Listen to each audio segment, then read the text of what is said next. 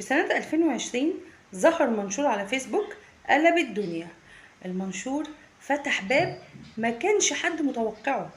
بلاغات بتتقدم، اتهامات بتظهر، ناس بتنكر، السوشيال ميديا اتحولت لساحة حرب بالظبط. لكن وسط الضوضاء والجدل ظهرت الحقيقة.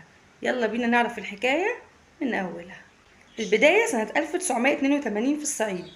شاب اسمه باسم اتخرج من كلية طب الأسنان وتعين في مستشفى حكومي هناك، لكنه ما كانش راضي ولا مبسوط. هو من البداية كان بيحلم يدخل طب بشري ويتخصص في الجراحة، لكن مجموعه في الثانوية العامة ما أهلوش فدخل أسنان بدل من طب.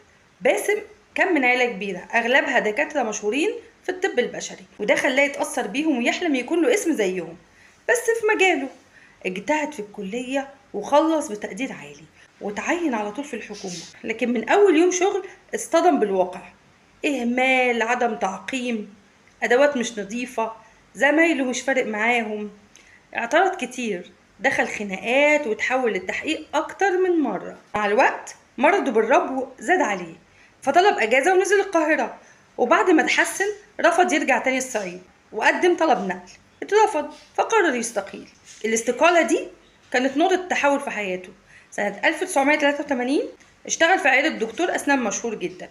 الدكتور لاحظ انه شاطر وسريع التعلم، اقترح عليه يكمل دراسة بره. باسم فعلا جهز اوراقه وسافر سويسرا. هناك اتخصص في زراعة الاسنان، مجال جديد ووقتها ما كانش منتشر قوي. ورجع مصر سنة 1986 ومعاه علم وخبرة مختلفة. اول حالة كبيرة عملها كانت لشخصية عامة معروفة كان فقد معظم اسنانه. الدكتور عرض عليه حلين، طقم او زراعة. المريض كان متخوف من الزراعة، خصوصا انها كانت مرتبطة بإشاعة وقتها انها بتسبب السرطان، لكن في الاخر وافق. وباسم اجرى ليه عملية طويلة تحت تخدير كلي.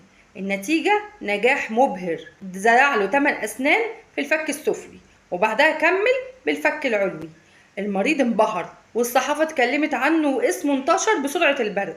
نجاحات باسم استمرت لدرجة ان شركة اجنبية كلمته وخلته ممثل ليها في لبنان، خصوصا انه كان بيتكلم 3 لغات. اثبت تميزه معاهم وبقى له مكانة كبيرة في مجاله، واتجوز وخلف طفلين واشترى شقة فخمة في الدقي وفتح عيادته في نفس العمارة. أسس معمل خاص بيه وكون فريق من الأطباء الشباب، كان بياخد ولاده معاه العيادة يشوفوه وهو بيشتغل، وكبروا ودخلوا نفس المجال. خد جوائز ودبلومات دولية وفتح فروع لعيادته في أكتر من مكان. وبعد 2012 بقى معروف رسمي باسم طبيب المشاهير. صور مع فنانين، لقاءات تلفزيونية، إعلانات